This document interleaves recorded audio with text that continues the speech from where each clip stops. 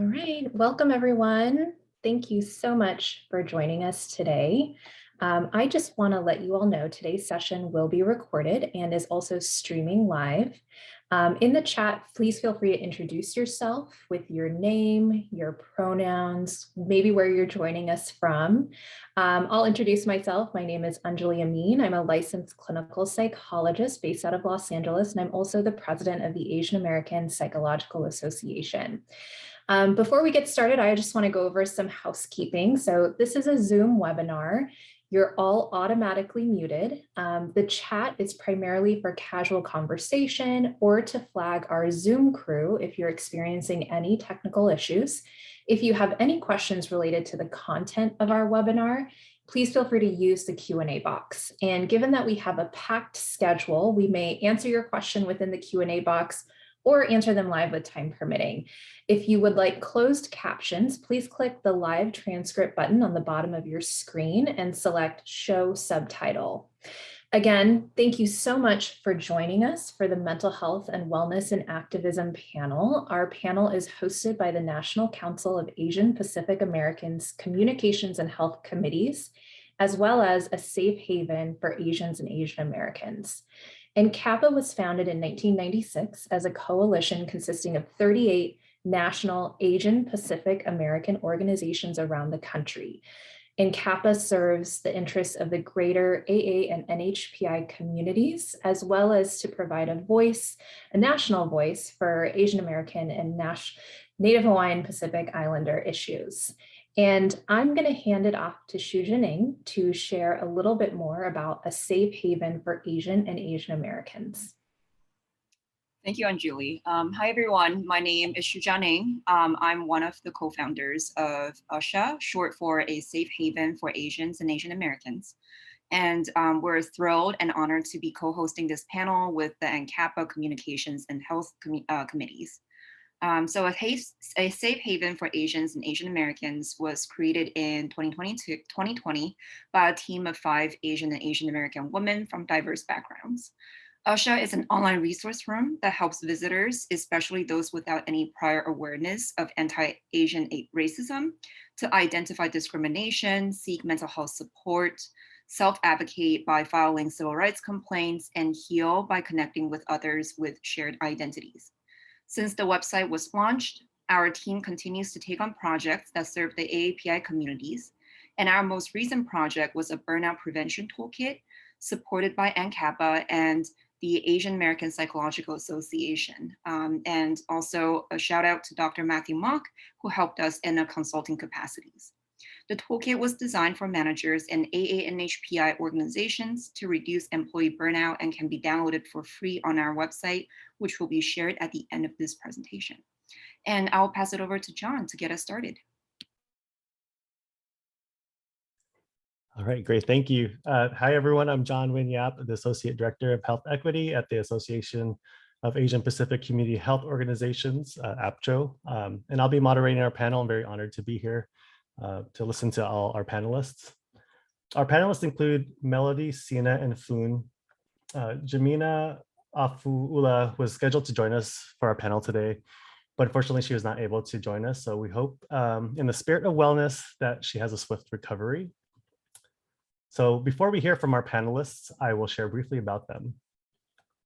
Melody Lee Ying He is a queer therapist and speaker of color, mental health liberation activist, and a decolonial troublemaker. They created Inclusive Therapists, a social justice-oriented mental health directory and community that celebrates the strengths and centers the needs of marginalized communities. They also found Mental Health Liberation, the sibling nonprofit bridging BIPOC and quality therapy and empowering clinicians of color.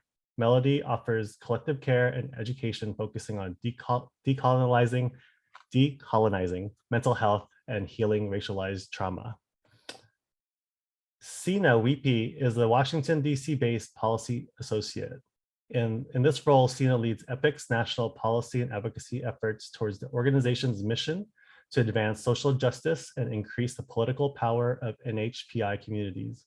She's thrilled to bring greater awareness to Pacific Islander needs at the national level.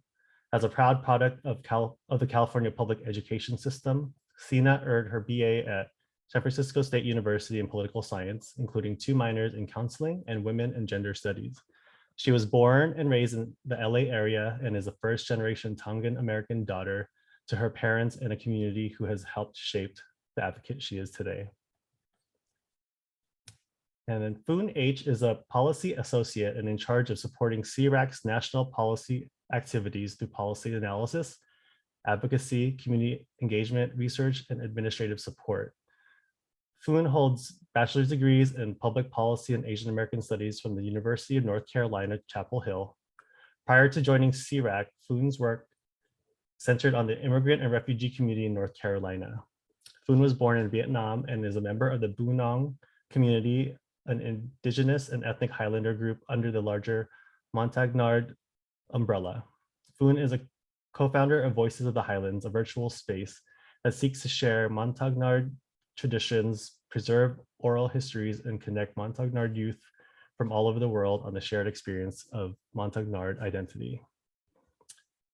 And so we have wonderful panelists today, and I get to ask questions and hear and listen to you all. So the first question I'm going to ask is a two-parter, and it would be great to hear from all of you, share your thoughts on these two questions. So the question is, how have your lived experiences informed your work in activism? And what are the biggest challenges or surprises as you take care of your mental health and well-being in this work? And who wants to, I'm making virtual eye contact with who? Melody, would you like to go? Sure, I'll start. Thank you, everyone. It's nice to be with you all. I'm located on the land that is indigenous to peoples, such as the Motsnowama people, Wascos, Clackamas peoples. So I just want to honor the indigenous peoples that have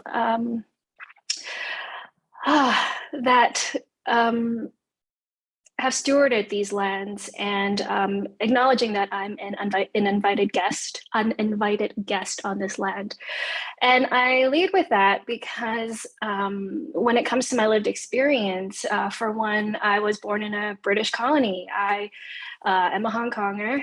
And so ever since I was born, but also intergenerationally, my family, my lineage has been indoctrinated with colonialism and coloniality.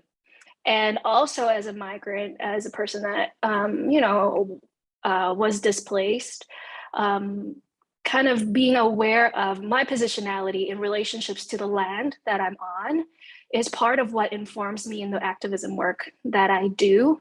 And so on one part, the activism work starts with my acknowledgement of my people's story, and then being aware of the ways that I need to change and heal first, and the continued healing in community that needs to take place, and being aware of the ways that I may be enacting harm because of the ways that I have been indoctrinated. At the same time, there is beauty and closeness of finding folks that share experiences such as migrants, immigrants, other displaced peoples, and coming together to learn with one another and also hold one another accountable has been a big part of this work. So that's a little bit about me and my story. John, would you like me to just kind of pause, maybe just start with step one or part one, or leave some space? Or Yeah, I think that'd be great. Yeah, we'd love to hear from Sina and Foon about your story, essentially, and then we could jump into that second part of that question. Sounds great. Hi, I can go. Hi, everyone. My name is Sina Weepy. Pronouns are she and her. Zooming to you from Nacotchtankland in Washington, D.C.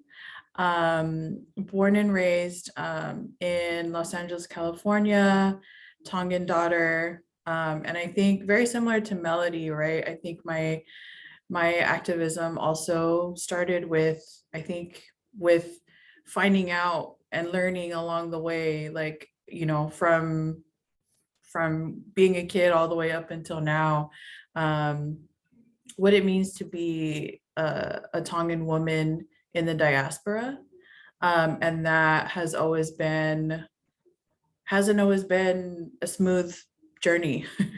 But also recognizing, how valuable my Tongan culture is and how valuable that is to the work that I do, and that it's okay to bring that into the work that I do. I think I thought that I had to separate, like, like being Tongan from like being American, whatever that means. But also recognizing like the privilege I have of being a citizen, right? And also learning about other Pacifica people from Melanesia, from Micronesia, and neighboring islands in Polynesia as well, and just our different pathways of migration to the US.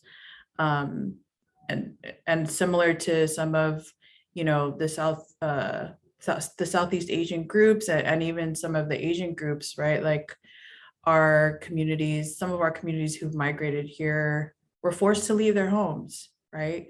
And so really just being mindful of that in this work, and also learning how the crucial reality, or the brutal reality of how invisible Native Hawaiians and Pacific Islanders have been in this country, yet have done so much as well to not only take care of ourselves and each other, but others outside of our community. Hi everyone, my name is Foon. I use she, her pronouns, and I'm calling from the lands of the Shigri and Catawba people in Charlotte, North Carolina. It's great to be here with you all, and thank you for the invitation. I am the child of Montagnard Benong refugees. My family was resettled in 2002, and that has always been a really big part of my story, is my Montagnard identity and resettlement, and that trauma that comes from childhood, but I don't really remember too well, but I think I have witnessed through my parents who, growing up, I recognize deserve the resources to heal, resources to transform, resources to be the parents that, I deserved as a child, but they couldn't always give to me because our mental health systems are not set up for, our folks. And so I center myself in my work on that a lot of the times. And it's not from a place of bitterness per se anymore. I think I've kind of have gone over that phase, but more so of not wanting to continue this trauma that I see in my community and in my parents still, but in the hope that what I'm doing now will serve myself and hopefully my future children and for generations to come, and creating a lineage of healing and a community that is centered around creating space and love, and that has definitely informed my work in activism. Thank you all for introducing yourselves and sharing those stories. We know that the stories are even longer than that, but there is a theme of carrying a lot of there's a bit of trauma, there's a bit of pride, a bit of strength from it's multi-generational, it's historical, it's colonial, it's imperial, it's both from a resistor and also those that being placed in a place of being colonized. And so you're all doing work as healers, as disruptors, going back to Melody's troublemaker, as a colonial troublemaker. And you're carrying a lot of stuff, right? You're carrying a lot of everything in your work. So what are you doing to take care of yourselves, take care of your mental health and well-being in this work, including any challenges that come up to do that, and also any surprises that you might have experienced in the path to make sure that you are taking care of yourself? Thank you for sharing your stories. And I also love this question. And it's a question that if it's like people putting a mirror up to me. You know, I'm also a therapist, and so much of the work is extending care. And so when people ask, "What are you doing to care for you?" I'm like, "Uh-oh, do I have to answer?" I'm wondering if others in this space can relate. So maybe like show me a reaction if you can relate. One of my biggest challenge is the sense of urgency, which leads to anxiety, which then impacts my sleep, impacts my relationships. And the sense of urgency comes from many different places, but there are so many needs and so many areas of care out there. And I sometimes have a hard time prioritizing. And also, people also reach out, and I want to be in so many places at once. And so, part of the care that I'm practicing, and y'all hold me accountable, please, is allowing myself to move at a slower pace than I actually think I need. And so for me, that means if I think that I can manage 3 meetings in a day, why don't I reduce that to 2? So giving myself a little bit of extra room, a little bit of extra cushion. Saying no is something that I think I'm gonna learn for the rest of my life. But sometimes just knowing that in order to say no, that preserves my energy to be able to focus on the work, but also focus on replenishing, nourishing, tending back to me in community. These are some things that I have been practicing, and wonder if anyone else can relate. I see some nods, definitely. And Christine also in the chat has shared that she definitely relates to that. I'm going to ask a question to the folks in the audience too, but while we do that, thank you, Melody, for sharing that the challenge is the urgency. There is a lot of work to do, and especially, I mean, there's big work, small work, individual work, interpersonal work, and so you're forcing yourself to provide yourself your own space and slowing down. Funa or Sina, would you like to share what your strategies are to take care of yourself? Yeah, thanks, Melody, for kicking off the conversation. I think I can totally relate to that. I think it's been, especially the piece about urgency, right? I recently learned, and just really trying to be better about like, you know, what tools or what systems like I can use for myself that will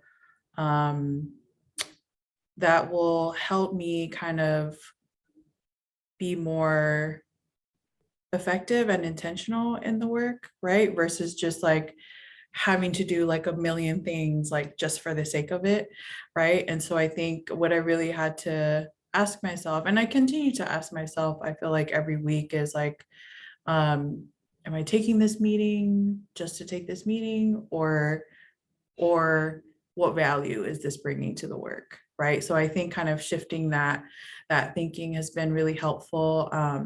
And you know, like, and this kind of just came as a realization to me in the past couple months, where I noticed that like Wednesdays midweek was like kind of like the day where I didn't have too many calls. And I was like, I'm not mad about that. So I think you know, moving kind of still moving in that direction of kind of like keeping Wednesdays to like limited calls has really been helpful for me. And especially because it is the middle of the week, and helping me to like pause a little bit and slow down a little bit. And also like, I have some time to like reflect and be more productive and work on things that, you know, can easily be put on the back burner, right? From other days or from other weeks. So that's been super helpful, at least for myself in recent months. Yeah, I've had a few strategies that I've been able to integrate into my life to invite more mindfulness and to really take care of my mental health. And I think one of the things that really helps me, or a couple of things that help me, is, kind of taking advantage of remote work where you're able to, and being very intentional about going outside, enjoying nature, kind of taking yourself out of the bubble that is work sometimes, because it's so easy to get very caught up in the chaos and that energy. And sometimes you just need to remove yourself from it and just sit outside. I also just want to uplift like my workplace and the staff there who have intentionally created mindfulness time. Shout out to Jenna, who has a meditation Monday set in place for our schedules. So every Monday, there's a 5-minute break to just do a quick meditation with her. And yeah, there we go. Jenna's in the chat. And I feel like that has also really been a very intentional time and space to do mindfulness, even if I can't necessarily prioritize it in my whole day. Like, at least I know, there's a 5-minute, I can do a 5-minute meditation and then take a breath and get back into it. So I just feel like those things have been super helpful for me to just feel mentally okay and take care of myself. Thank you for sharing that, Foon and Sina and Melody. So there's definitely space building, intentional space building, mindfulness. And you're getting some love in the chat if you haven't had a chance to read. So please feel free to read there too. And I encourage anyone in the audience to share the ways that you are taking care of yourselves as well. And so moving a bit away from what you do as strategy, or maybe it feeds into the next question, is that we're obviously here in a pandemic. It still exists. In case anyone needs the reminder, it's still happening. So since the beginning of the COVID-19 pandemic, our communities have experienced loss, grief, isolation, and fear, multiple other feelings and experiences. We've also experienced burnout and are reevaluating our work and personal choices. As the pandemic continues, what can individuals do to maintain their mental health and well-being? So what would you advise on others to take care of themselves? And I'd love to hear from Foon first in this one. Sure. This is so much easier said than done, but just prioritizing your mental health and wellness where you're able to, in whatever ways you can. It could be something very small, like waking up a little earlier, taking some time to really prepare for the day. Because ultimately, you cannot pour from an empty cup, and we can't continue to do the good work that we want to do and take care of our communities if we can't take care of ourselves. And so I just invite everyone in the audience to come up with ways to make your mental health and wellness a priority in whatever ways you can. And try to hold yourself accountable to, what you have set yourself to do, and invite a buddy or someone else to do it alongside you too. I think doing this in community helps, doing it with someone else helps, taking care of each other helps. Thank you for sharing that. I'm seeing nods from Melody and Sina. So Sina, what are your thoughts on that, on this question? It's a great question. I think it's, I'm just thinking about kind of like the day-to-day things that I feel like has just kind of helped me throughout, the past 2 years is, so I was pretty athletic when I was like younger, like in high school and college. And so me and my siblings, we all were pretty athletic, like growing up. And then, you know, like time went on. And so like we were still pretty like, I was still pretty active in trying to like maintain like, you know, exercising and stuff. And I look back on times when I was like doing that a lot and how helpful it was for me like mentally.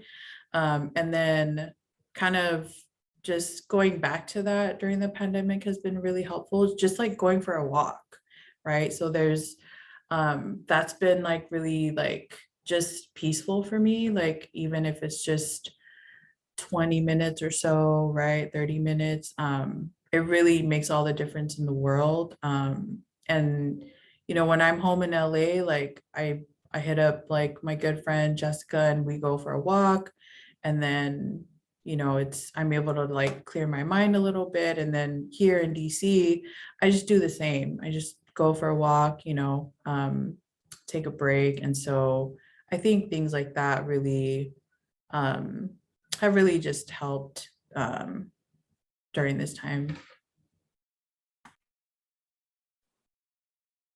Thank you, Foon and Sina, for sharing. And these are just really wonderful reminders for me as well. And I can relate with movement. Movement is very healing for me as well. And being in the pandemic, of course, there's a lot of loss and grief and trauma that we're experiencing. Also holding space for others' grief and trauma as well. And for our community, there's the added burden that we're holding in our bodies every day, bracing, having to be vigilant, right? Being watchful for potential for violence. And that is heavy. So when I ask myself, when I'm feeling burdened, what will bring lightness? What will bring lightness? There was a time earlier in the pandemic when I was depressed and I didn't realize I was depressed. And I was thinking, I can't remember the last time I did something fun. And so my counterbalance right now to heaviness is to think about how can I integrate more play, more laughter, more lightness into my day. For me, laughing with good friends over food, being with my silly animals, sometimes watching silly K-drama brings that lightness and vibrancy back. And also what I'm appreciating Foon sharing too, connection with nature as well, and allowing nature to actually heal us. And so sometimes what I do if I feel like I'm missing something is I do what I call an elements checklist. So I think about the elements. I think about air, fire, water, earth, soil, metal, wood, trees, and I do a check-in. Which of these elements could be replenishing to me right now? What am I needing? Whether that is being close to a body of water, that means sitting amongst trees, getting my hands in soil. And that gives me a tangible checklist as opposed to just trying to grasp some concept of self-care. And I hope that that could be helpful for some of the participants here as well. Thank you all for sharing. It sounds like there's a theme about connection, and whatever it's either connection to another person or a connection to your own body, connection to the external, the elements, but the other things around you, whether it's a breath of fresh air, your eyes closed and getting connected to other things that are simmering in your brains or your bodies. And all of you also mentioned connecting with people and providing that space to provide that comfort to others who are also experiencing multiple things, especially during the pandemic. So what are some ways that people at work, whether they're on the leadership, folks that can make policy decisions at work, or staff level who are the colleagues, how can they all support each other's mental health and well-being? And I'll ask about a question about community, but on a at a work level or organizational level. And then Foon, you shared there's a what you all do at CIRAC. So why don't you go ahead and start this one again too? Yeah, definitely. So I did share about the Meditation Mondays that's hosted by my colleague Jenna.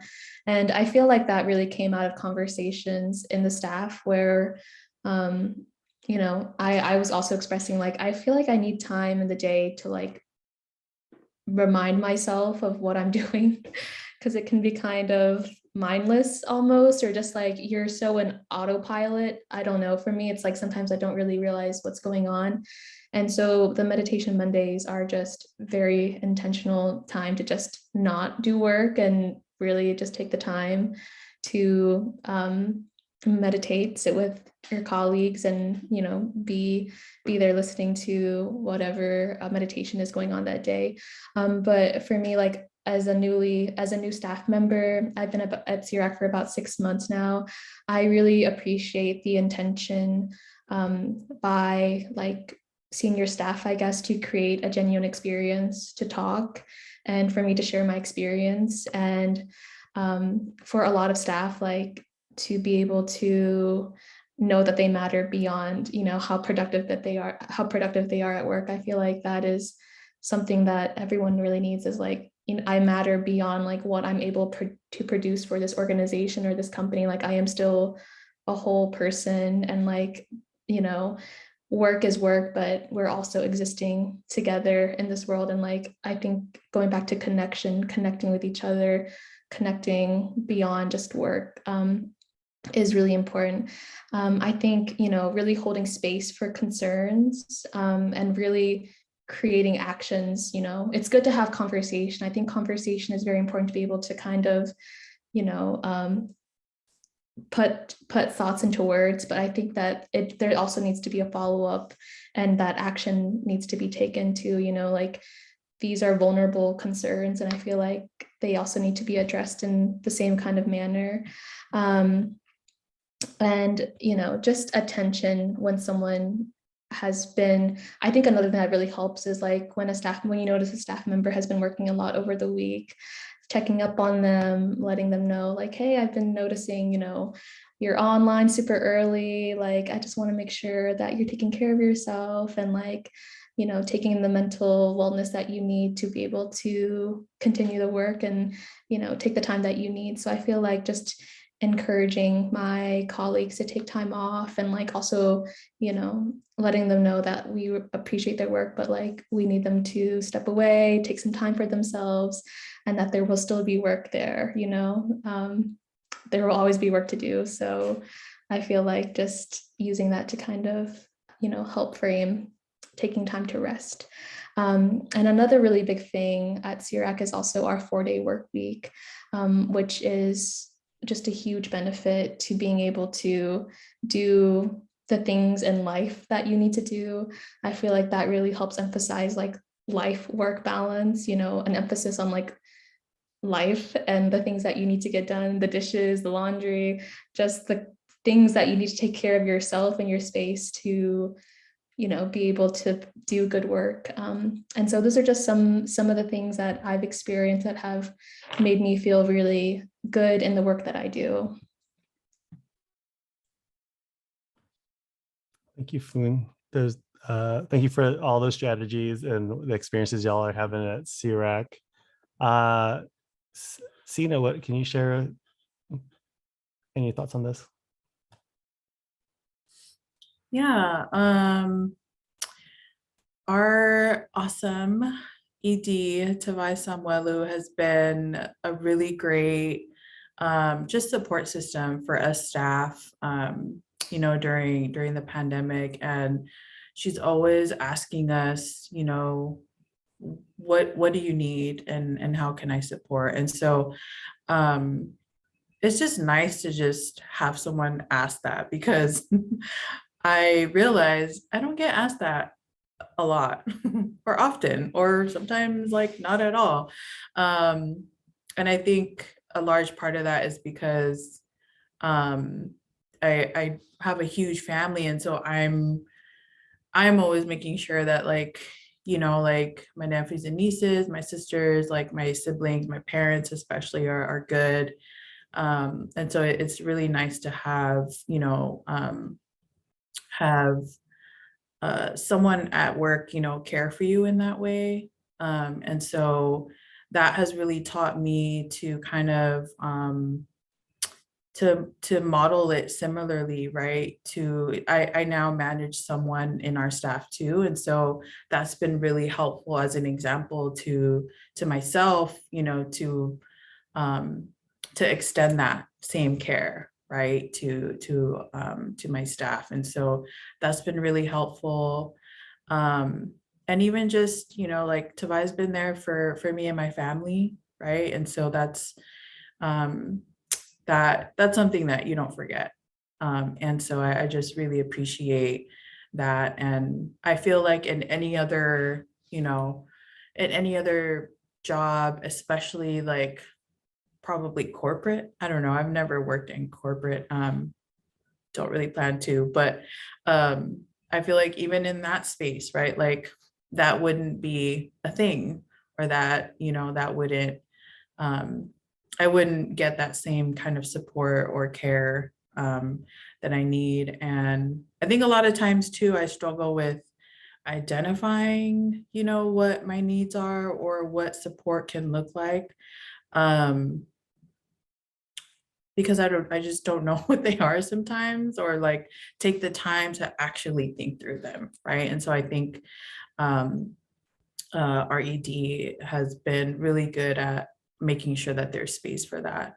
And for myself as a manager, wanting to emulate that as well.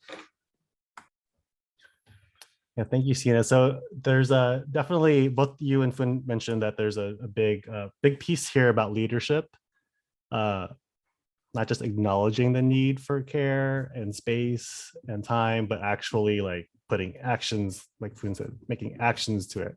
And so when you have a leadership or supervisor that has shown you that space or shown you that care, you can reciprocate it. Hopefully that's the part of that managing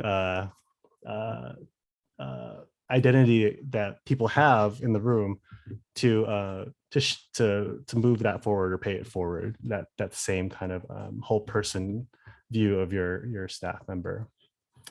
And Melody, I do want to ask you about this question. You created an organization, so you are.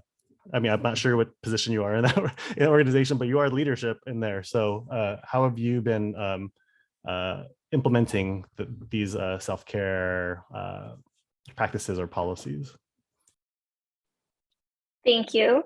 And also thank you for Sina and Foon for sharing. I'm just feeling inspired to learn about what's happening in your workplaces. So thank you. And I'm feeling really humbled right now. I think that I would love for my team to be here to actually speak about how I am as a leader, because I think I can only tell you what I'm trying, but really how that is lived out and their experiences is something that only they can speak to. But I can share some things that I try to model that has been working well for us. Right off the bat, we flattened the hierarchy so that everybody's voice and experiences hold equal power. And so that means checking in with everyone's state of wellness, everyone's energy level, and also consensus and consent before moving forward with decisions is something that I try my best to do. And I think another part of flattening the hierarchy is being vulnerable myself. And I think sometimes in leadership, that's challenging. As a leader, it feels as if, oh, folks are looking to me to uplift and support. But at the same time, when I'm vulnerable with my team, that allows them to be more open. I shouldn't say allow. I don't like that word, but forgive me, my English is limited. But it also opens up space for them to be to hopefully open up and share their experiences with me as well. And I love what Boone said about the whole person. that stuck with me. And part of flattening the hierarchy is to remove this demand of what I think folks should be doing, because I think people work best when they love what they do. And so that means being fluid with roles and fluid with work hours according to what works best for a person's passions and gifts, but also their body clocks and time zones and everything. And there is enough room for everyone to show up wholly. And that's something we try to do. I love the reminders about connection, absolutely prioritizing connection over productivity. So taking time to intentionally connect before meetings start, having a soft start to meetings. We're not just coming in and boom, we're gonna start talking about work stuff. No Monday meetings, no Monday meetings. We don't have Monday meetings, and we also don't have Friday meetings. We as a team came up with what day works best for us and our energy levels, and we decided on a time and date. Kind of pushing back around these conventions that have been implemented and saying, is that really working well for us? When it comes to the self-care piece, I have a lot of responsibility for that in terms of what I offer to the team. So some things are no questions asked for rest or mental health days, no questions. I encourage folks to take all their sick days, even if they're not sick, take all their holidays, and also to be responsive if there's something happening. We have a team member that was experiencing a lot of loss, and to offer flexibility for leave of absence, for example, and giving certainty that this position will be here. Go tend to what you need to, being relational in that process. And during that period, this is only a couple months ago, many of our team members were experiencing transitions or crisis or loss in some way, and it was happening. And every one of us turned on our out of office emails to say, this is what's happening with our team. Be patient with us. We'll get to you when we can. And we all did. And when we are fortunately emerging on brighter shores right now, and we are slowly able to remove that, but giving folks all the space to do that, to tend to themselves. And as a leader, I gotta say, we gotta pay our people well. We have to pay people well. And on top of that, we've been talking about, well, what kind of benefits can we include so that folks can prioritize their selfness, whether that is a movement stipend when someone wants to integrate more movement. How can I support that? The other day, I don't know if y'all have watched Everything Everywhere All at Once, but I watched it, I got excited. I'm like, we should all watch it. Everybody gets movie tickets, so entertainment is really important too. So also thinking about how do we integrate play so that we can come together and talk about the movie. So it was really selfish. I just want them to watch the movie so we can talk about it. But those are some things that we're trying, and it seems to be working well, but gotta ask them to see how it's really working. Yeah, we'd love to ask them. If anyone in the chat is here, you share if there's any responses to that. So the next part of this question, I will ask, it's the last of our set questions. I have a ton of follow-up questions. I'm not going to ask them because I want to provide some space for our audience. I haven't seen any questions yet, but our co-host, please let me know.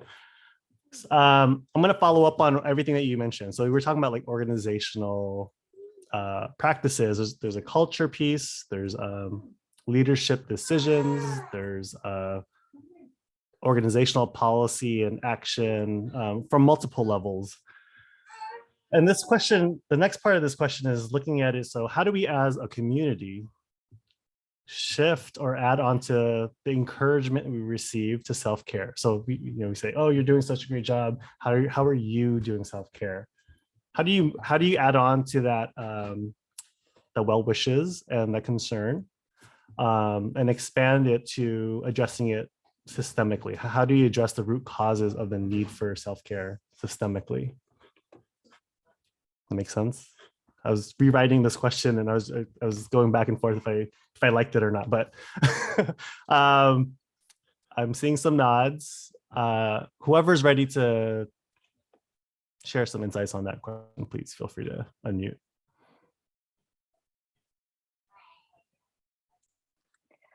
I'll jump in. I'm going to say something controversial. I wonder if others can relate. Oftentimes, self-care can feel like a Band-Aid. Or I'm burnt out, so I need to integrate self-care. Self-care can also be tied to capitalism, right? This self-care is being sold to us as a remedy while the same system is extracting from us. So we get caught in this cycle. And so if you are here and you're thinking, I do the best self-care that I possibly can, why am I still burnt out? Self-care is only one sliver for our mental and relational well-being, right? So when you ask about from a systemic perspective, we gotta smash the system. We gotta smash capitalism. We gotta smash colonial constructs. We gotta give the land back. We gotta advocate for Black liberation, Indigenous sovereignty. We gotta do that work collectively. And so advocacy is a part of that. Advocacy is if our systems were equitable, we wouldn't need to do so much self-care. Care would be integrated. But secondly, I'm really curious with participants, what does collective care mean to us? For me, collective care means that we each feel a sense of responsibility for one another's wellness. That wellness is not just about my relationship with me, it's your wellness matters to me. How can I advocate for yours, even if we don't share lived experience? And that's the collective care piece is what keeps me fueled to do the work, because in therapy and in mental health care, mental health industrial complex, it's very individualized, self-focused because of, Western psychology, blah, blah, blah. But turning it back to our ancestral ways of being, how do we tend to one another in community? How do we stay attuned to one another's needs? How do we uplift those who are in crisis? How do we uplift the needs of the most marginalized, neurodivergent, disabled folks, queer, trans, non-binary folks? Don't know if that answers the question, but just wanted to put that in the space. I think it's definitely part of the answer is the perspective and the analysis of that, recognizing that. Recognition obviously is one of the first early steps to address systemic issues, right? So definitely getting lots of claps and yeses and affirmations in the chat, also nods from Foon and Sina. So if either one of you would like to add on to that, feel free to. And we have 2 questions in the Q&A and then a few minutes left. Yeah, I just wanted to add that working in advocacy, I really see the importance of getting resources to the community. I mean, this is very obvious, but it is so important to have programs and grants and money towards getting Southeast Asian or Asian American, Pacific Islander folks, Native Hawaiian folks into tracks to become providers, so that we are talking to providers that look like us, that understand our experiences, where we don't have to explain ourselves, and that we need to expand, linguistically and culturally appropriate care so that our parents, our family members can go talk to a doctor and speak to them in their preferred language and not, have to feel shame about not knowing English or their limited English proficiency. And we have to acknowledge the various traumas that our communities are facing and continue to face, and how they continue to be perpetuated in our systems.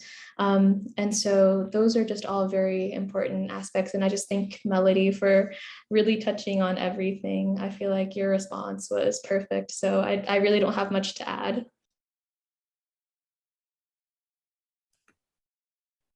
I can just add, I can add something. I think Melody definitely like sparked something, right? Like I think with just thinking about that term itself, right? Self-care. That's probably why I'm not great at it because I am always around one other person or more, right? And that's I come from a very like, like close knit family, a huge family. And so so I apply a lot of my values into the work that I do. And so it just kind of makes me think about like I've seen, my mom and my aunt and my dad too, like lots of people like in my family, a lot of elders work so hard, and a lot of times, right, there it's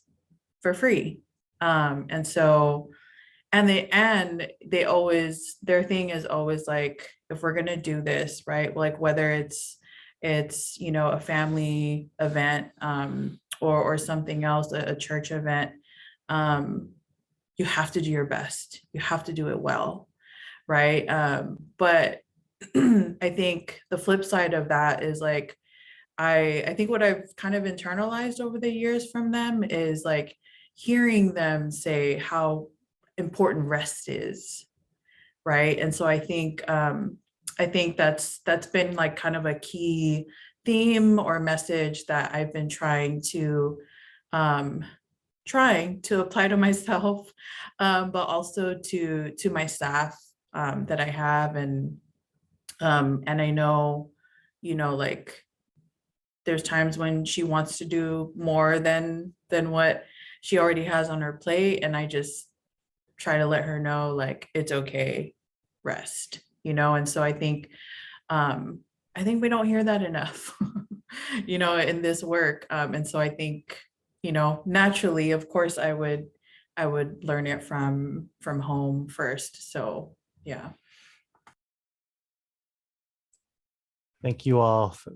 That is really deep and personal, and also multi-systemic in terms of the actions and strategies that you've identified, and also perspectives. We do have 2 questions left. There's about 7 minutes left. Speaking of very rigid expectations, but we have 7 minutes left. And I'm gonna ask the first question, and any of you can answer it, but maybe Sina, Foon, you could prioritize this for you. And there's another question that's specifically for Melody, but also for both of you too. So the first question: do you have any advice for making wellness suggestions to a boss who is generally not receptive to methods of reducing work stress?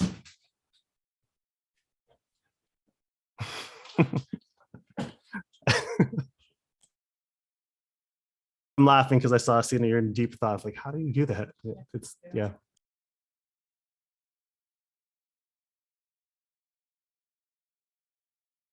I feel like, yeah, that's a really tough question. Just like balancing power dynamics and like trying to integrate something that you feel like is very important for yourself and your colleagues, and someone in leadership is probably going to turn you down. But I think maybe it would help if you're able to talk with other colleagues, see how they feel about it, see if like you all could come up with a plan together, so that, there is a lot of interest from beyond just yourself, like other folks in the org or the company that want this. And the worst answer you can get is a no. And I just feel like I feel like that might say a lot about who or what you're working for, if that is just not a priority. I understand sometimes it's a capacity thing, but I think in just like the pandemic and just what we have all endured together, I just feel like there's not an excuse to not prioritize mental wellness and health for your staff.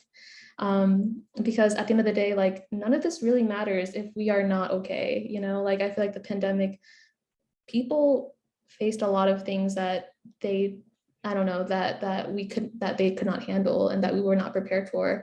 And I just feel like we need to walk out of the pandemic. I know things are opening up, things are changing, but like I feel like that is a lesson we need to take, is like this is serious. Mental health and wellness is serious. And so those are my suggestions. I have never done it before, but I wish you luck if you do. And yeah, I'll pass it over to Sina if you have any suggestions. Yeah, I definitely agree with Foon. I think it's also important to know what kind of relationship, right, like you have with your boss or the ED, and also making sure that there is a safe space that is created to have those conversations. I think that's super important. And I feel like, like I feel really lucky to be in a place where I'm really comfortable and feel really safe to like have a conversation like that with my boss. And I think, I want to say, that it would be similar to the rest of our staff too, of, being really open to having that conversation too. And I think, yeah, I think making sure that those are in place, so that everyone is heard. Thank you. Thank you, Sina and Foon. And also, if anyone in the chat or audience has ideas as well, feel free to share.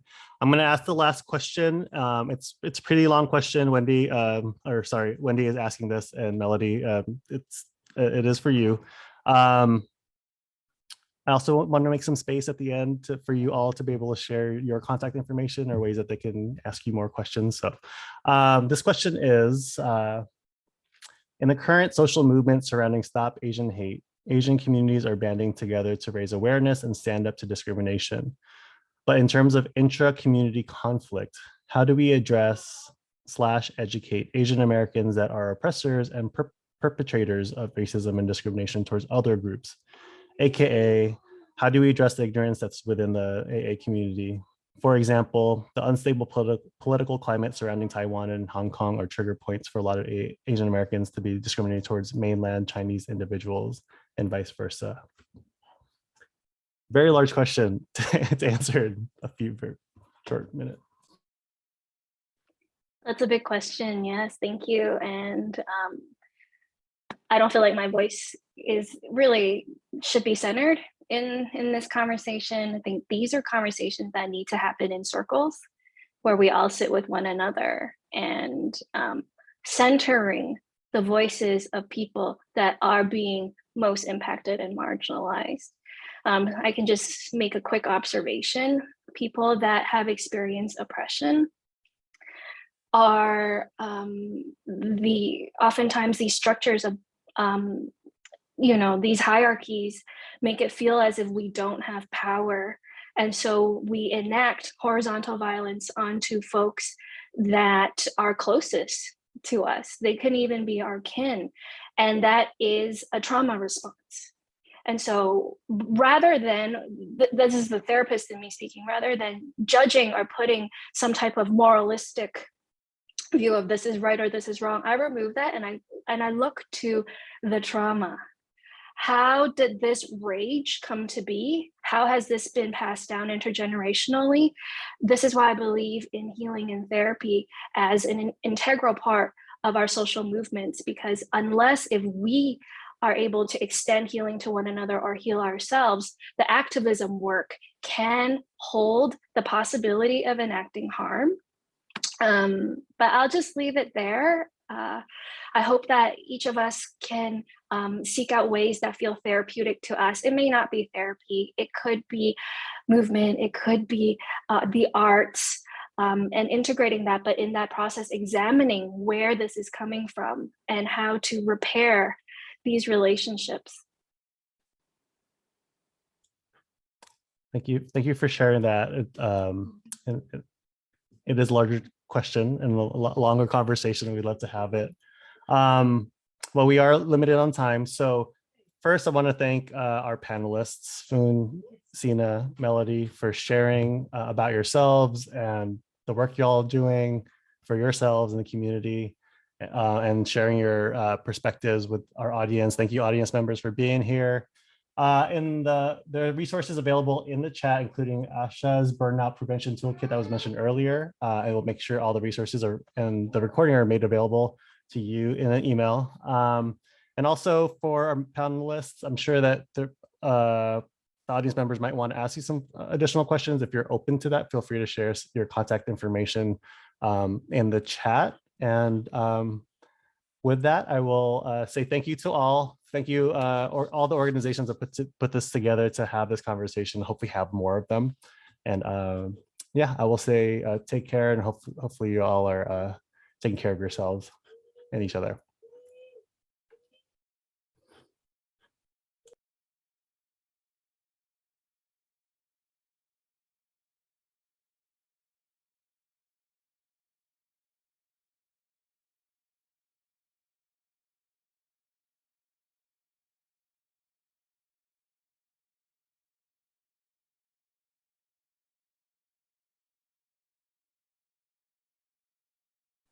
Thank you, thank you, thank you. So good to be with you all.